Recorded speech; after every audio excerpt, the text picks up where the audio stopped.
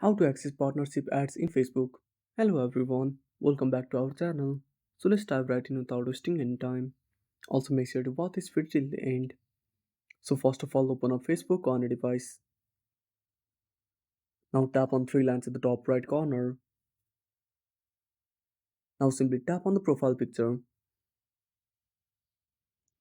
Now next to edit profile, tap on the three dots. Now scroll down and tap on turn on professional mode. Again tap on turn on. Now wait for some time and tap on next. Again repeat the same process.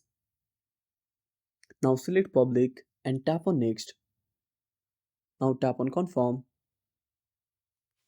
Again tap on next. Again click on next. Now tap on skip. Now tap on go to professional dashboard. Now simply go back. Again go back. Now refresh the page. Now tap on professional dashboard.